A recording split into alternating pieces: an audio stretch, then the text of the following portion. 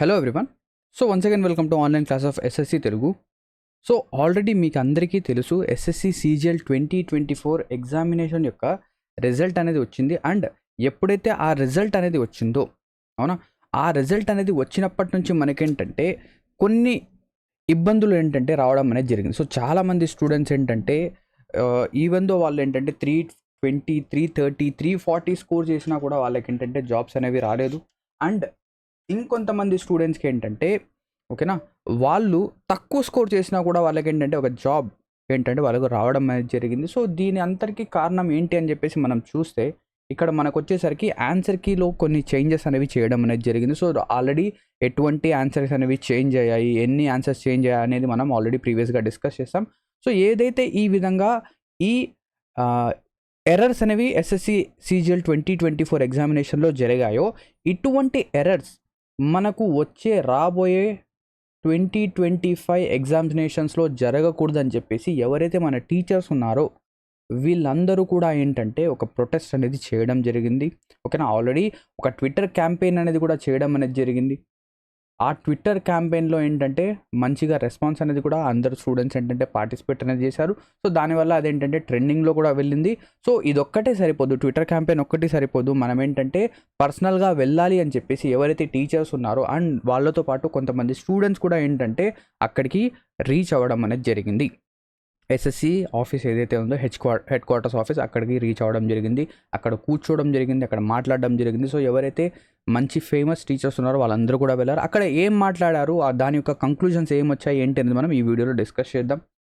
ఓకేనా. So basically ఇక్కడ మీరు చూడొచ్చు ఎవరెవరు టీచర్స్ మనకేంటంటే ఆ రోజు వెళ్ళడం జరిగింది. సో ఇక్కడ మీరు చూస్తే అభినయ్ సార్ ఉన్నారు, అండ్ ఇక్కడ గగన్ ప్రతాప్, వర్బల్ మ్యాథ్స్ బాయ్ అబాసేని, దీని తర్వాత అమన్ సార్, దీని తర్వాత ఇక్కడ మీరు చూస్తే మన మ్యామ్, దాంతోపాటు ఇక్కడ ఆదిత్య రంజన్, ఇక్కడ చూడండి మీరు ఆర్బి. సో అందరూ మ్యాక్సిమం అందరూ ఏంటంటే అక్కడికి రీచ్ అవ్వడం జరిగింది. సో ఎందుకంటే స్టూడెంట్స్ యొక్క సపోర్ట్ కోసం, ఓకేనా. సో అక్కడికి రీచ్ అయ్యి ఎక్స్ప్లెయిన్ అయితే చేయడం జరిగింది. సో వీళ్ళందరూ అక్కడికి వెళ్ళడానికి కారణం ఏంటంటే ఎస్ఎస్సి చైర్మన్ ఎవరైతే ఉన్నారో ఆయనతో మాట్లాడి వీళ్ళ యొక్క ఏదైతే ఇష్యూస్ ఉన్నాయో, అంటే ఎస్ఎస్సి ఎగ్జామినేషన్స్లో ఏవైతే ఇష్యూస్ ఉన్నాయో వాటిని చెప్పడం కోసం ఏంటంటే వీళ్ళు వెళ్ళడం జరిగింది. సో వీళ్ళు మార్నింగ్ 10కో 11కో 12కో వెళ్తే అక్కడ ఆ ఎస్ఎస్సి చైర్మన్ అంటే అక్కడ అవైలబుల్ లేరు, క్లియర్. సో ఆయన లేకపోవడం వల్ల వాళ్ళు అక్కడే కూర్చొని ఈవినింగ్ 6-7 వరకు అక్కడే కూర్చొని ఎస్ఎస్సి చైర్మన్తో మాట్లాడిన తర్వాతే వీళ్ళు బయటికి రావడం జరిగింది. సో ఇదంతా వీళ్ళు ఏంటంటే స్టూడెంట్స్ యొక్క మంచి కోసం ఏంటంటే చేయడం అనేది జరిగింది. సో ఇక్కడ మీరు చూడొచ్చు వీళ్ళందరూ బయటకు వచ్చిన తర్వాత, అంటే నైట్ వీళ్ళు బయటకు వచ్చేసరికి ఇంత టైం అనేది అయిపోయింది. సో ఇందులో మెయిన్గా లీడ్ చేసింది ఎవరంటే మన అభినయ్ సార్ గారు ఏంటంటే దీన్ని మెయిన్గా లీడ్ చేశారు. సో అక్కడ ఏం జరిగిందంటే ఇలా ఎవరైతే టీచర్స్ బయట కూర్చున్నారు కదా, సో ఆ కూర్చున్న వాళ్ళందరూ వాళ్ళ చైర్మన్తో మాట్లాడడం కోసం వచ్చేసరికి ఒక టీచర్ని లేదా ముగ్గురిని రమ్మని చెప్పేసి పిలిచారు లోపలికి. ఏంటంటే చైర్మన్తో మాట్లాడడానికి ముగ్గురిని రమ్మని చెప్పేసి పిలవడం జరిగింది. సో ఆ సిచ్యువేషన్లో అభినయ్ సార్ అండ్ ఆయనతో పాటు ఏంటంటే ఇద్దరు స్టూడెంట్స్ ఏంటంటే వెళ్ళడం అనేది జరిగింది. సో అందులో తుషార్ భాయ్, ఈయన కూడా ఏంటంటే వెళ్ళడం జరిగింది. సో ఈ తుషార్ భాయ్ గురించి చెప్తే ఈయన వచ్చేసరికి 2023 సీజీఎల్ కేసు ఉంది కదా, ఆ సీజీఎల్ కేసుని ఈయన టేకప్ చేసి లీడ్ అనేది చేస్తున్నారు. సో ఈయన కూడా లోపలికి వెళ్ళి ఏదైతే ఎస్ఎస్సిలో ఏవైతే ఎర్రర్స్ అనేవి ఉన్నాయో వాటిని ఎక్స్ప్లెయిన్ చేయడం జరిగింది. సో ఏమేమి ఎక్స్ప్లెయిన్ చేశారు ఏంటి అనేది మనం డిస్కస్ చేద్దాం. ఫస్ట్ ఆఫ్ ఆల్ వీళ్ళు రేజ్ చేసిన ఫస్ట్ పాయింట్ ఏంటంటే ఓవర్ ఏజ్ ఎవరైతే స్టూడెంట్స్ ఉన్నారో వాళ్ళు ఎందుకు క్వాలిఫై అయ్యారు అని చెప్పేసి వీళ్ళు ఆ పర్టికులర్ పాయింట్ని రేజ్ చేయడం అనేది జరిగింది. సో దాంతోపాటు ఏదైతే మీరు ఎర్రర్స్ అనేవి చేశారో, ఆన్సర్కి యొక్క ఎర్రర్స్ చేశారు కదా, ఆ ఎర్రర్స్ వల్ల చాలామంది స్టూడెంట్స్ సఫర్ అయ్యారు. ఆ సఫరింగ్కి కాంపన్సేషన్గా మీరు ఒక ఎక్స్ట్రా అటెంప్ట్ అనేది ఇవ్వాలి అని చెప్పేసి మన అభినయ్ సార్ ఏంటంటే డిమాండ్ చేయడం జరిగింది. అండ్ దాంతోపాటు ఆయన ఏం చెప్తున్నా అంటే అభినయ్ సార్ ఏం చెప్తున్నా అంటే నేను ఖచ్చితంగా ఎలాగో అలా ఫైట్ చేసి ఈ ఎక్స్ట్రా అటెంప్ట్ అనేది కోర్టు ద్వారా తీసుకొని రావడానికి ట్రై చేస్తానని చెప్పారు. అంటే అభినయ్ సార్ లోపలికి వెళ్ళి మాట్లాడినప్పుడు ఏం చెప్పారంటే మీరు కావాలంటే డిఓపిటీతో మాట్లాడండి, ఓకేనా, లేదా గవర్నమెంట్తో మాట్లాడండి, లేదా కోర్టుతో అయినా మాట్లాడండి, మేమేంటంటే రీఫార్మ్ చేయడానికి ఏంటంటే రెడీగా ఉన్నాము అని చెప్పారు. కానీ చైర్మన్ వచ్చేసరికి ఆయన సజెషన్, అంటే ఆయన ఇండైరెక్ట్గా సజెషన్ చేసింది ఏంటంటే, ఒకవేళ మీరు కోర్ట్ ద్వారా ఏమైనా రీఫార్మ్స్ కనుక తీసుకొని రాగలిగితే, లేదా కోర్ట్ అనేది మనకు ఈ CGL 2024లో ఇది చేయండి అని చెప్తే మేము ఖచ్చితంగా అది ఫాలో అవుతాం, అలా ఆ విధంగా ఇండైరెక్ట్గా చెప్పడం అయితే జరిగింది. ఎందుకంటే కోర్ట్ అనేది సుప్రీం కదా, సో కోర్ట్ చెప్పింది ఖచ్చితంగా ఫాలో అవ్వాలి, ఇలాగా చెప్పడం జరిగింది. అండ్ దాంతోపాటు ఆన్సర్ కీ ఏదైతే ఉందో సో ఈ ఆన్సర్ కీని మీరు ఎందుకు పబ్లిష్ చేయడం లేదు ముందే, ఈ ఆన్సర్ కీలో అన్ని తప్పులు ఎందుకు ఉంటున్నాయని చెప్పేసి అడగడం అయితే జరిగింది. సో అప్పుడు వచ్చేసరికి చైర్మన్ గారు ఏంటంటే, ఇక్కడ నుంచి ఎగ్జామినేషన్ వచ్చేసరికి TCS కండక్ట్ చెయ్యదు, TCS ఎగ్జామ్ పేపర్ అనేది మేము TCSకి ఇవ్వము అని చెప్పేసి ఇక్కడ చెప్పడం జరిగింది.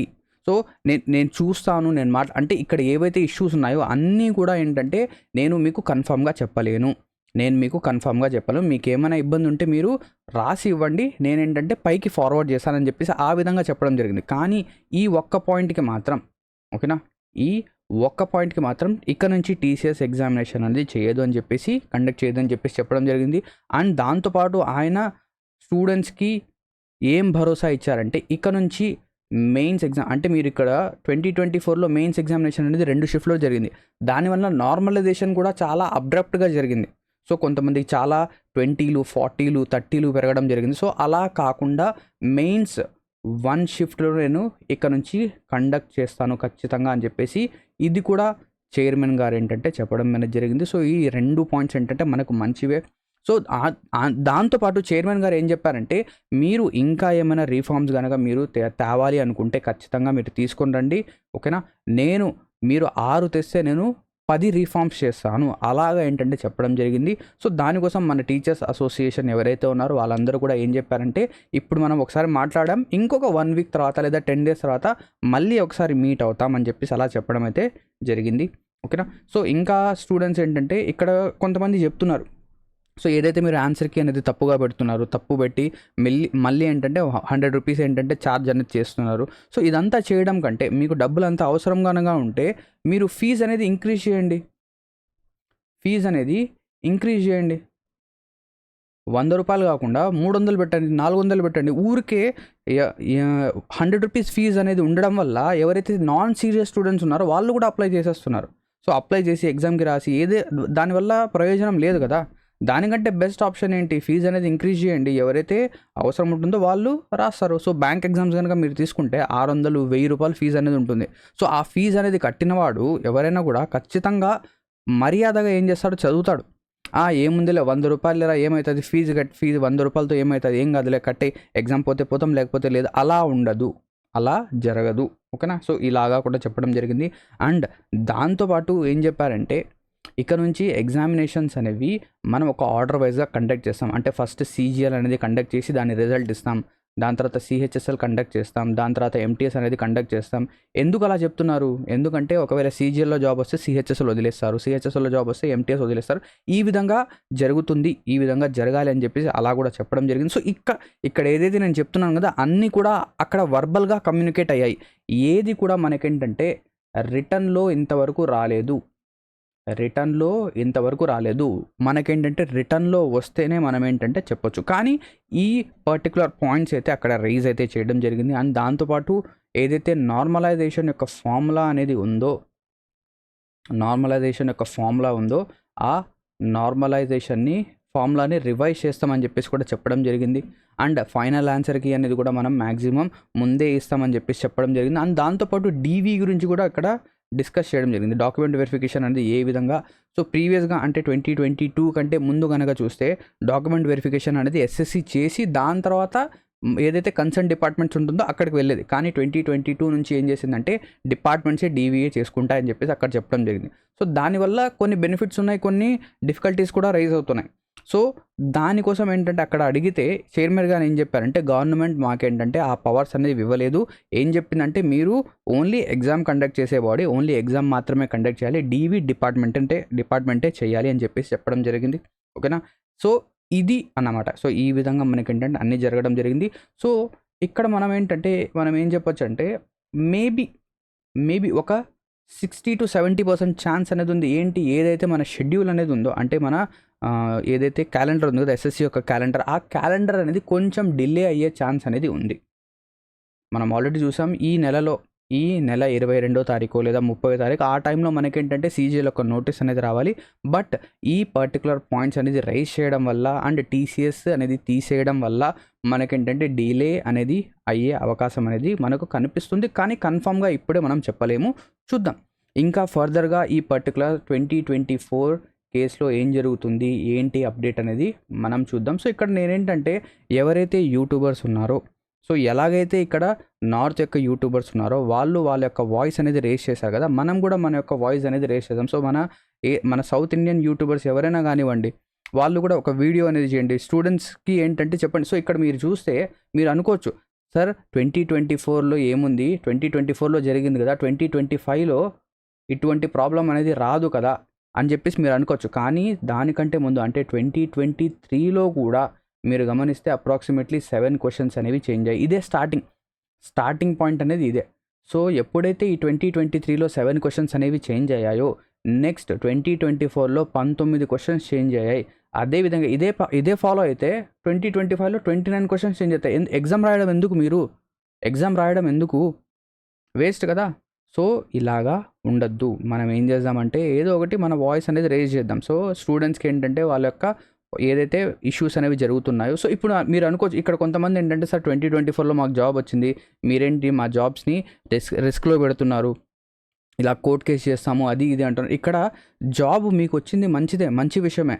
కానీ మీతో పాటు మీ ఫెలో ఫ్రెండ్స్, మీ ఫెలో ఆస్పిరెంట్స్ వాళ్ళు కూడా కష్టపడ్డారు. వాళ్ళు కూడా ఏంటంటే మంచిగా పగలు రాత్రి కష్టపడి వాళ్ళు ఏంటంటే కష్టపడి ఎగ్జామినేషన్స్ అనేవి రాశారు. కానీ వాళ్ళకి లక్ లేకపోవడం వల్ల మీకు మీ లక్ అండ్ హార్డ్ వర్క్ రెండు కూడా రావడం వల్ల మీకు జాబ్ వచ్చింది. ఇదే లక్ అండ్ హార్డ్ వర్క్ మీకు నెక్స్ట్ ఇయర్ కూడా ఉంటుందని గ్యారంటీ ఏంటి? అది కూడా ఉంది కదా. 2024లో మీకు ఒక ట్యాక్స్ అసిస్టెంట్ వచ్చింది అనుకుందాం. మీరేంటంటే 2025లో ఎక్సైజ్ ఇన్స్పెక్టర్కో లేకపోతే ప్రివెంటివ్ ఆఫీసర్కో మీరేంటంటే రాద్దాం అనుకున్నారు. కానీ 2025లో మీకు ఆ లక్ అనేది తోడు రాలేదు. మీరు ఏమైపోయారు, మళ్ళీ వెనక్కి వచ్చేసారు. అలా జరగకూడదు కదా. అంటే ఇలాగా ఏది జరగకూడదు. ఏది జరిగినా కూడా ఫెయిర్గా జరగాలి. ఎగ్జామినేషన్ అనేది ఫెయిర్గా జరగాలి. ఇదే మా యొక్క రిక్వెస్ట్, ఓకేనా. సో ఎవరైతే యూట్యూబర్స్ ఉన్నారో వాళ్ళు కూడా ముందుకు రండి, వీడియోస్ అనేవి చేయండి. స్టూడెంట్స్కి మనం కూడా ట్విట్టర్ క్యాంపెయిన్లో పార్టిసిపేట్ అనేది చేద్దాం. సో ఇది ఒక చిన్న రిక్వెస్ట్, ఓకేనా. సో ఇక్కడితో ఈ వీడియో అనేది ఎండ్ అవుతుంది. ఇంకా మీకు ఫర్దర్గా ఏదైనా డౌట్స్ కనుక ఉంటే కింద కామెంట్ సెక్షన్లో పోస్ట్ అనేది చేయొచ్చు. ఆ డౌట్స్ ఏమైనా ఉంటే నేను క్లారిఫై చేస్తాను. ఫర్దర్గా ఏమైనా ఇంప్రూవ్మెంట్స్ కనుక ఇక్కడ మనకు కనిపిస్తాయి, ఫర్దర్గా ఏమైనా అప్డేట్స్ కనుక వస్తే నేను మీకు ఖచ్చితంగా ఆ అప్డేట్స్ అనేవి ప్రొవైడ్ చేయడానికి ఖచ్చితంగా ట్రై అయితే చేస్తాను. So thank you very much for watching this video. Have a great day ahead.